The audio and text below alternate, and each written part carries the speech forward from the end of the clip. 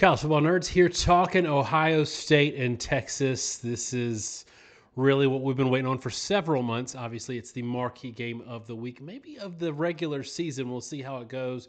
Want to remind all of y'all, if you are new or not new, please like and subscribe. Helps us out a ton. And for Ohio State fans and Texas fans, we did Ohio State and Texas season previews. We only did 3 previews, and 2 of them were for y'all. So go check those out if you are interested in maybe a deeper dive on your team. We're still guessing a lot about both of these teams, and that's going to be somewhat evident in our discussion about unknowns. And Josh, there are a lot of unknowns about Texas and about Ohio State, given what they lost from 2 championship quality teams last year. Obviously, one was the actual champion.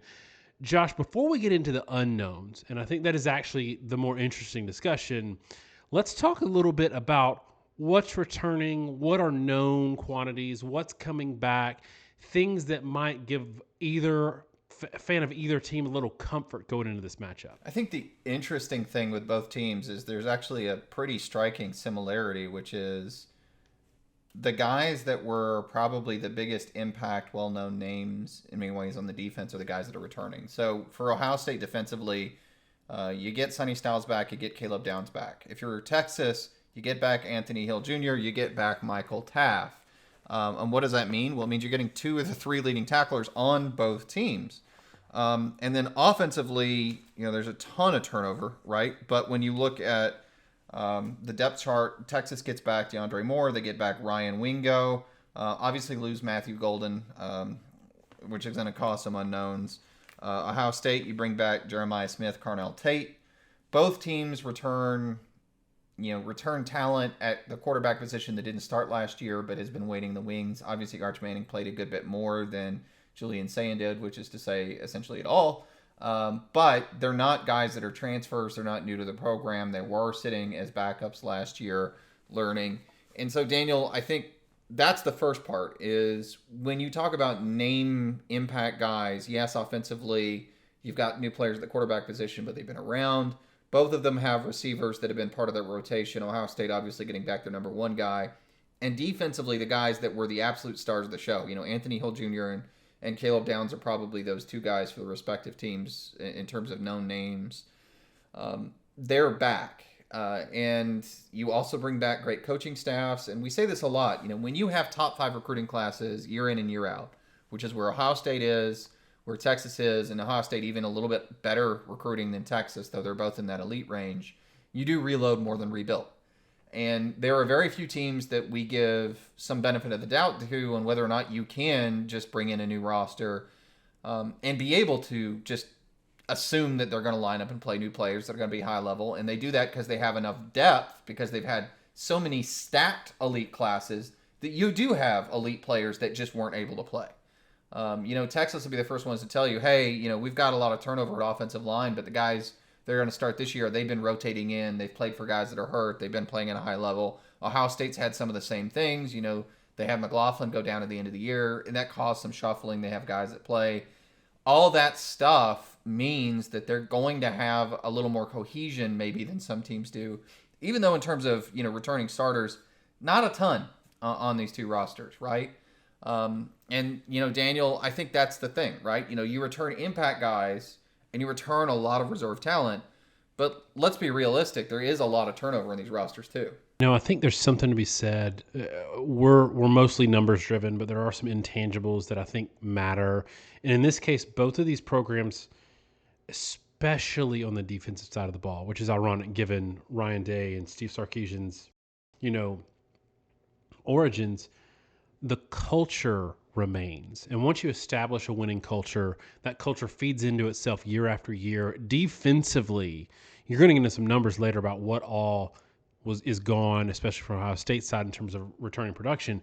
But that defensive culture remains. Even when you lose your defensive coordinator like Ohio State did, that culture remains. And I think it's funny because you talk about recruiting at this level. What did we hear for 15 years under Nick Saban? And at some point, they were these people who said this were going to be right about Alabama under Nick Saban. They never were. I actually thought they would be at some point. Every offseason, they would pull up the roster from the year before and say, you lost this guy, you lost this guy, you lost this guy, you're going to suck, because that's conventional wisdom. And Alabama recruited and retained and developed in such a way that the guys you'd never heard of that were backing them up were just ready for their turn, and they ate the next year. Josh, I feel like Texas and Ohio State recruit and develop and retain a staff that is such that allows them to do that. And plus, both of these two teams do something that in Alabama back then couldn't do, and that's fill gaps in the portal. And we've seen this especially with Ohio State, where the portal is a net positive for them. Even if they lose a bunch of guys to the portal, it's guys that weren't going to start, and they're replacing them with a Caleb Downs, with a Sayin. So I think that's a pretty interesting thing to consider. All right, Josh, let's talk a little bit about maybe the question marks. And these aren't necessarily you're going to be bad. These are just things. It's not you get a failing grade. It's just right now you have an incomplete because we don't know yet. But let's talk a little bit about maybe what these teams have lost and have to replace in this game one to be competitive. Yeah. Look, right, to sum up the prior conversation, there have been a lot of teams that struggled due to turnover.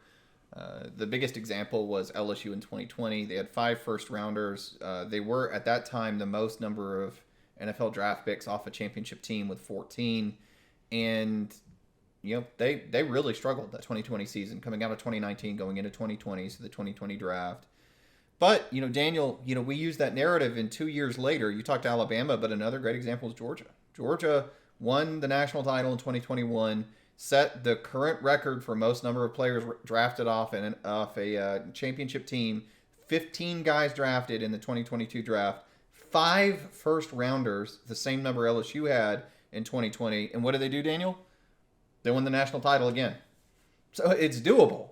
But I think it's doable when you recruit top 3 recruiting classes every single year. That is the bar you have to clear to be able to maintain at that level. LSU at the time in 2019 was not at that level. They were top 10 classes, weren't even top 5 classes on an annual basis.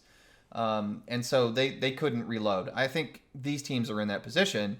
But to your point, let's talk about how much talent was left. So Ohio State had 14 guys drafted, 4 first-rounders. Texas this past year had 3 first-rounders, 12 guys drafted. That is tied for 2nd and 6th most players drafted in a single class all time. And get in the comments if you think I'm wrong on this, but one, that might be the first time, well, I know it's the first time that you've had anybody in the top 6 with that many people drafted in the same year.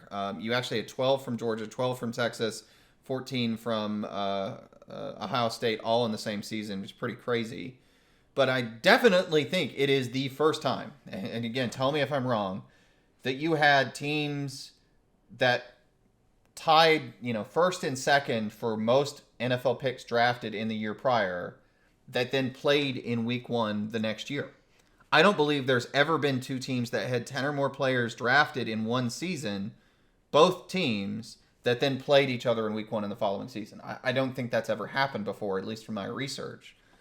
And so this is a uniquely difficult game, frankly, for us to do a preview for, because both these teams have a ton of unknowns. And let's just sort of walk through it a little bit. If you're Texas, you lost 3 first-round draft picks, 6 draft picks in the first 3 rounds, school record 12 overall. Texas is replacing 4 offensive line starters. Again, like Ohio State, there's rotational guys in there.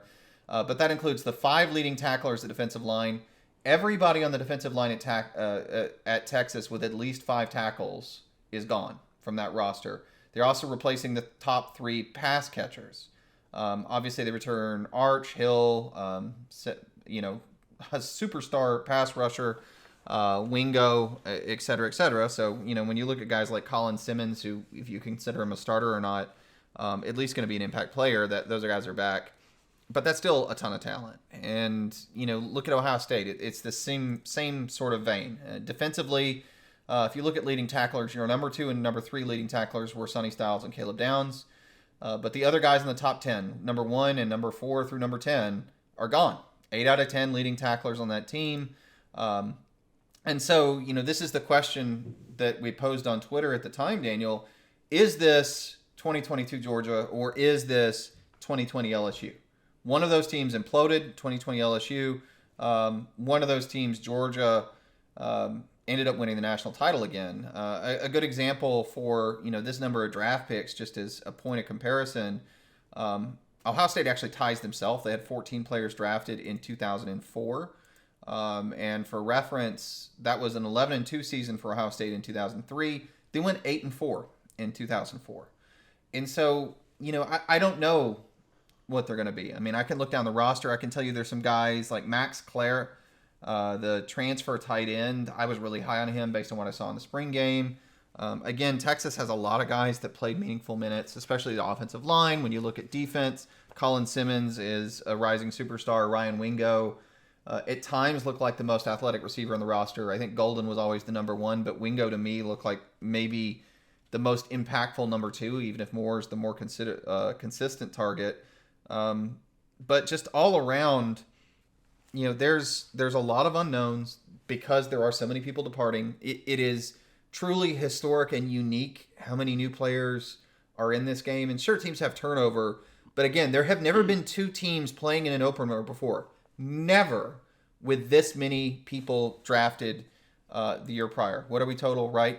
12 plus 14, 26 NFL draft picks that departed between the two teams in the prior year for this opening week. It's a unique situation, Daniel.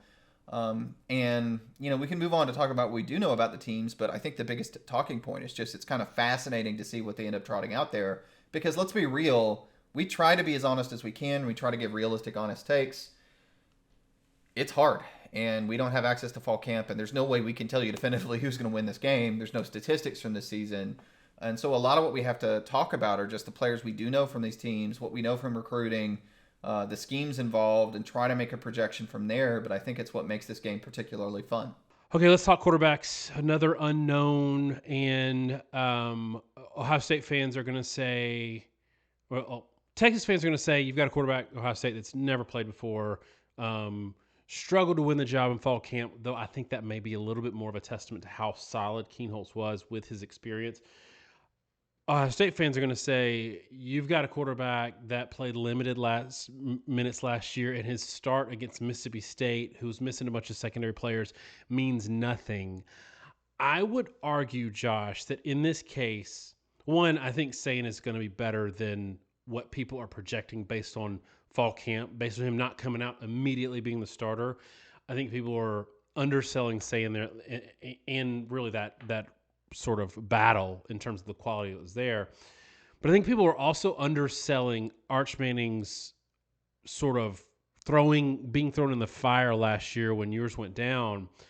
There's a lot of value in prepping as the number one last year for a week or two, being the starter, having that game under your belt, even if it's a tune-up game. Like I think that if these two teams played in week two, if you could give them that opportunity, they would both take it, even if week one was against UNLV or the team that almost beat them, Idaho State. Josh, do you agree in that, like, even though it was Mississippi State, there's still a wealth of value in that limited experience? Sure. And let's be real, that Mississippi State team was not very good. It still kind of cracks me up when people use them as an example for anything, because they were weird, topsy-turvy year, right, in 2024. Vanderbilt was not the poster child for bad SEC player. It was Mississippi State. They were pretty terrible. But Manning still lit them up. And to go through a whole game with live reps versus a defense that is trying to get you taken to the ground, and to play that game and play it at a high level, it's valuable experience. And, those games, that stretch there, a little bit UTSA, but then Louisiana Monroe and Mississippi State gave him live reps that Sayin simply doesn't have. That gave reps in terms of timing. It puts... the biggest thing I think sometimes is it puts a lot of stuff on tape for the coaches to correct, right? It's always one thing to see a player in 7-on-7 or even on practice. It's a very different thing to see that player playing live reps in a game and seeing what they are or are not able to do. And he had those, right? I mean, he still threw 6 passes in the Georgia game, played a little bit in the Florida game. All those things are going to have given opportunities for them to find correctable moments for Arch Manning that Sayin hasn't had. So I don't think it's just about confidence, though that's certainly a major factor. I think it's also about just how much time you have to get out there and learn. And there's a reason Keenholz was in a competition with Sayin to the last minute. I mean, I watched the spring game. There's different aspects to both, but Keenholz started the spring game for Ohio State pretty poorly. I thought he rebounded and played well down the stretch. But there's an aspect of command of an offense in the college game, in the lights, that even in a spring game, Sayin, you could tell, was still new to him. He was a little bit clunky getting the offense lined up and set. I mean, he's still a good player. He still has command. I'm not disputing that. I'm sure it's only much better now in fall camp. But Keenholz, you could tell, was an older player and was much more comfortable with that. And I understood why probably that was going to string along. When we did our preview, I told you, you being you, Daniel, or the viewer, I said, I thought Sayin was probably going to win the competition, but more I looked at that game, the more I realized why Keenholz was going to make it a little more of a battle maybe than people thought. But Daniel, I'll also take this a step further when you talk about quarterbacks. Everything in college football is relative. And both these programs should understand this. When you're a top 5 team playing a top 5 team, little things and details start to matter more. And things that may be a relative strength for you may be a weakness relative to another team. And other teams can be so good they can take somebody that's good and make them look worse. And this, to me, is the notable thing, right? It's one thing to say these quarterbacks where they're at, the comfort level. I think both of them are going to be uncomfortable at some level in the stage. I think that'd be true even with an established starter, but certainly guys that are in their both of their first meaningful starts.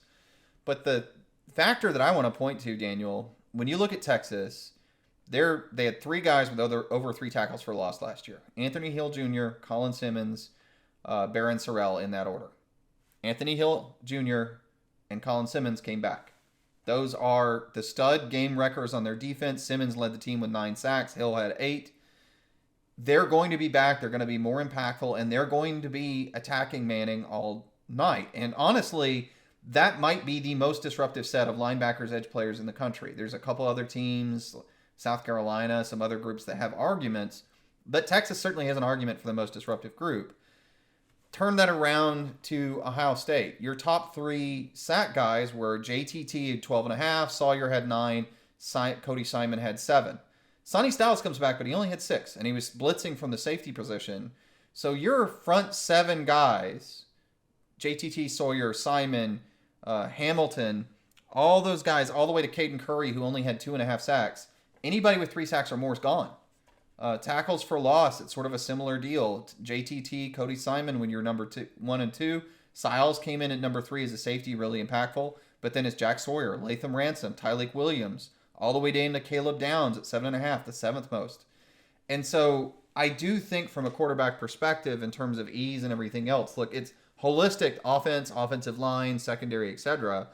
But Daniel, from a comfort perspective, and I'm curious if you agree with me, I definitely think Texas has got an edge in that, 1, they have the quarterback with the most experience, but 2, they bring back the most impactful and experienced pass rushers.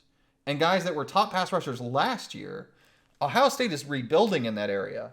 So I don't think it's a great combo when you have new quarterback and new edge players, or at least new starting edge players, and the other team doesn't, in week 1 in a high-profile game with as much turnover, including at offensive line for both teams, as we've got here. Who do you think has the better offensive line? Gosh, I honestly almost hate to answer that question. I don't know. I don't know. I mean, I don't know, Daniel. I mean, there's a part of me that wants to say Ohio State because when they rotated in and they had some of the guys that are going to start this year, they were quite good with those players last season. But I also could say the same thing for Texas because they've had a number of injuries the past few years and they've had guys rotate. A lot of the guys waiting the wings for Texas are extremely highly touted players. The guys they lost weren't necessarily all world players themselves, at least across the board. So I don't know. I mean, how would you, I'm looking right now through it. I mean, Ohio State, they lose Donovan Jackson, they lose Simmons. Those are 2 first-round draft picks on the offensive line. I think that's hard to replace. But the rest of the guys, I think, are maybe a little more battle-proven. And then, Texas, sort of the same argument, right? Kelvin Banks, first-round draft pick. You have Cameron Williams went in the 6th round. Connor was 6th round. Majors went undrafted. And that's kind of, again, slightly different story, but maybe similar, that Texas had and Ohio State both lose their best linemen. Both of them lost other guys that weren't nearly as highly touted. Both of them have a bunch of guys that have rotated in and out. It's a very similar story. I think the question is going to be how good the newcomers are, because I don't know that there's any way on paper to say the answer to that question. I mean, do you disagree? I don't disagree. I have a fun little game I want to play. It's just 2 categories. So I'm going to tell you a pro for each team, and you tell me which one is more impactful. I got 2 of these. So pro for Texas, some experience at quarterback. Pro for Ohio State, better, more established wide receivers. Which one do you think is more impactful in this game? Say that again for me. Pro for Texas is some experience at quarterback. Pro for Ohio State, better, more established wide receivers. I would say, I want to make sure I understand that right.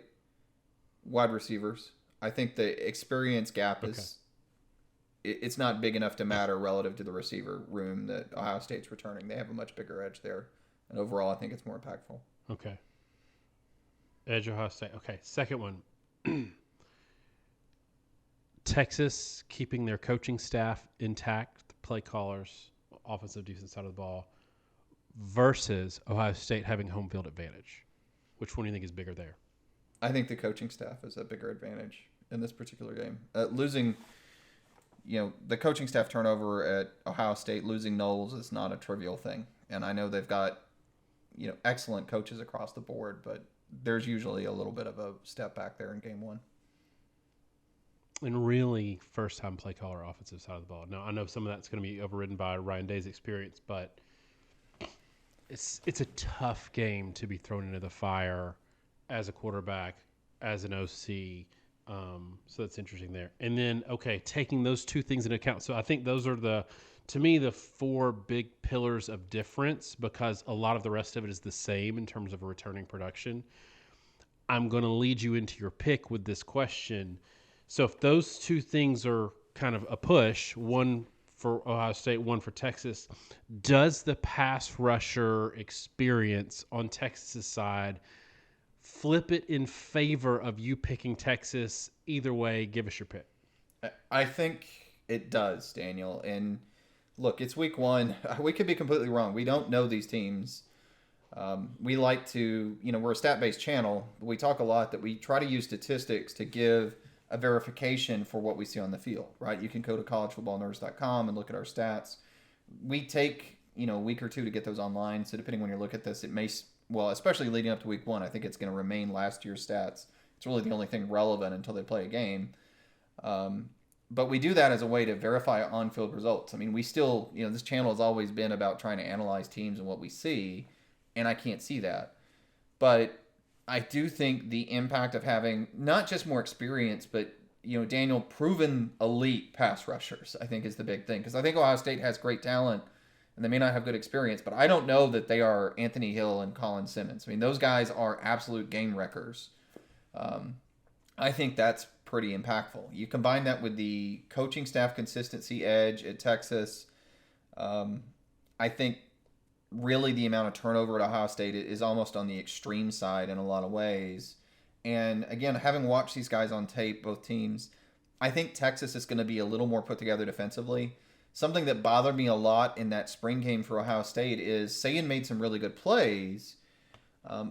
And he throws laser beams when he has time to throw when he's on platform. But those crossers and deep crossers that he was nailing were a little too open. And the more I looked at it, I realized they were open because the linebackers in the secondary just wasn't really in sync. Again, it's a spring game, but it's all I've got to go by. It just made me think that defense is going to be a little bit out of sync. So I like Ohio State's receiving core better. I think they're going to have a couple plays. I mean, Jeremiah Smith, you'd almost I'd wager he gets a touchdown in this game just because he's Jeremiah Smith. You throw the ball up to him and see what happens. But I also think Texas is probably going to bracket him and say, hey, let's make Sayin throw to somebody else and beat us, and let's see if we can make negative plays. The way I see this working is I see Ohio State being a little more explosive. I think they're going to get their yardage in chunks. I think Texas is going to have to work the field a lot more. I think Texas's defense is going to create more negative plays and more adversity where Ohio State isn't really operating very well, but they get some points. One thing I will flag in that, and I flagged earlier, like there's a whole debate on Julian Sayin's height. All I'll say is that I don't think he's 6'1". I don't know if he's 6 foot or a little under that, whatever. But talking to people, he went to an Elite 11 at a time when NIL was going on, and I actually learned a little bit asking around. Because of NIL, a lot of agents have had the players not measure at Elite 11 in other areas, and my understanding is Sayin is one of those guys. So his measurement is unusually not verified. Nobody knows how tall he really is. I don't think that really matters. What matters more to me when I watched him in the spring game is he has kind of a weird release. He kind of part of the reason people love him is he throws quick. He's got a very, very quick release, but he does that because he throws the ball over here. It's almost half sidearm, but it's almost shoulder level. And he had balls batted down even in the spring scrimmage because that release point is low. He doesn't come up here. He comes over here. Whatever the height is or isn't, that's honestly, I think, a bigger factor. And that changes the way way you operate in terms of throwing lanes needed. It also means a couple tip balls can come into play. And I don't think people understand 2 or 3 tip balls in a game, because the way passing games work with efficiency, can make a really big impact. That can be the difference between punting and scoring on a given drive a couple times. I think Texas pulls this one off close. I'm going to say Texas 24, Ohio State 21. I think Texas doesn't look pretty, but they look more consistent. I think Ohio State shows what the potential is in the team, but I think they're a little more janky. I do think this is a close game. I think the spread's like 1.5, I think, in Ohio State's favor. I think that's probably fair. Maybe I've got it flipped, Daniel. I just know it's very close. I do think Ohio State is going to be a much better team at the end of the year than they are now. I think Texas is going to be a much better team at the end of the year than they are now. Hard to project either way. I don't think you would have, even if you got the same result, I think you'd have a very different ball game if this was played in week 7 versus week 1. But in week 1, with the particular pieces that Texas brings back and where they have the experience and where they have the edges, I think those are just the right spots for Texas to pull this off in the opening weekend against a new quarterback. And that's why I'm sticking with Texas. I think that if you had me pick right now for this game in week 7, I would pick Ohio State. I think that Ohio State is going to be the most improved team by the end of the year. They're replacing too much in week 1 for me to pick them to win this game. So I've also got Texas 27-23. I think I said the stat before. Georgia in the playoffs last year was the first time since 2006 that a player's first start was against a top 10 team. And this is a little different because it's not kind of spot duty where they had to scramble to get Gunnar Stockton ready to go. But it's still, you don't know what you don't know about how you're going to react in certain situations as both a quarterback and a play caller. So from that standpoint, I just think there's too much to work out in live fire in week 1 that's not going to show up to the point that it's going to be a detriment and too much to overcome. I think that Ohio State, replacing the staff is a bigger issue for week 1 than even the quarterback. I think it's a bigger issue than all the draft picks. For me, that's why I'm going with Texas right now. I think by the end of the year, both of these will be the 2 of the top 5 teams in the country, and both will be comfortably in the playoffs. But I'm so happy that they're playing this game. And I would not be shocked if Ohio State won this game. This is me really picking on unknowns. I hate picking against unknowns. I like known quantities. That's why we don't start our model until after week 4. We like data. So give me Texas 27, Ohio State 23. Josh, if this game is really high scoring, like in the 30s or 40s, would you guess that that's more to do with just these quarterbacks and offenses really clicking better than we expected, or growing pains for all the pieces they lost on defense? Honestly, I think the latter. These teams are too talented defensively with the way football is right now, where if you're playing really good defense, you shouldn't be able to score at that clip, I don't think. We kind of saw that at the end of the national title, right, with Ohio State's run versus Texas and Notre Dame. at some level, the defenses should be able to stop you. They've caught up enough to offenses. That's the case. I'm going to add two things in my last word on this. One, Daniel, when we start doing top tens and whatnot into the year, and look, we don't run our model until week 4. We also try not to do too much preseason poll stuff because, look, it's fun for clicks, but it's meaningless, and we know it. And we try to put out stuff that we think has meaning behind it. But when we do our methodologies, which for me is kind of a game of like, if you traded schedules, how would you have done versus each other's schedule given what you've done before? Assuming, maybe you lost to a team you shouldn't have, whatever. I kind of look at it from that perspective. I'm not going to overly penalize whoever loses this game. Same. If they continue to play well. And when I say that, I have no qualm putting them number 1 and number 2 over undefeated teams, because losing to the best team in the country does not mean you're not the second best team in the country, in my mind. So that's the first thing I want to say. And the second thing, Daniel, though, is despite all this, and you guys can hash out in the comments who you think about the other team, history does say more likely than not one of these teams, between the two of them, will take a bigger step back than people anticipate. Now, if I were to take the odds individually of Ohio State and Texas, like, I think it's a more than 50% chance, right? Like a 70% chance for both teams that they reload. But if you take two 70% chances and you add them up, it still says actually odds favor that one out of the two is going to be 0 or 1, but more likely than not, one out of the two takes a bigger step back than expected and isn't a top 5 team at the end of the year, just because they lost so much talent, and when you look at the historical trends on that. So I will also say it won't shock me if this game gets a little out of hand one way or the other, and that one of these teams has a bit of a disappointing year in view of what they lost, because it is historic. And even there, though, Daniel, I will say the advantage for these teams is that when you look at the landscape of college football, everybody's in a reset. I mean, like, everybody notable. You look at all the top teams, almost all of them are replacing their quarterback. Almost all of them are losing a ton of NFL talent. And so you can be a pretty hard reset and rebound, and we're in the 12-team playoff era, and if you start playing well at the end of the year, you can easily play your way into the national title again. And there are a lot of years, Daniel, where I would not want to have either one of these teams my number 1 or number 2 team in the country because of how much they were going to have to rebound, because of the path to even a 14 playoff. That's not this year for a lot of reasons. So, there's a decent chance that one of these teams takes a while to get their footing and isn't great the first half of the season. But I couldn't tell you which one it is. And even if that's true, it may not necessarily matter. That's right. You can go down the list. I think I put out a tweet that was like, of the top 10 teams in college football, all but one is replacing quarterback, and that one is Drew Aller at Penn State, who, I think a lot of the quarterbacks that teams are replacing with are better than Drew Aller. Penn State fans are going to get at me saying that they're catching strays in an Ohio State Texas preview.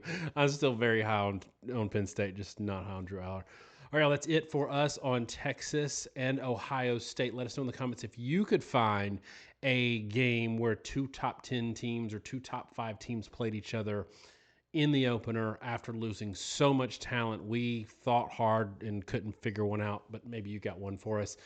Let us know in the comments. Have a great week, y'all. Thanks for joining us, and we're so excited that college football is here. God bless.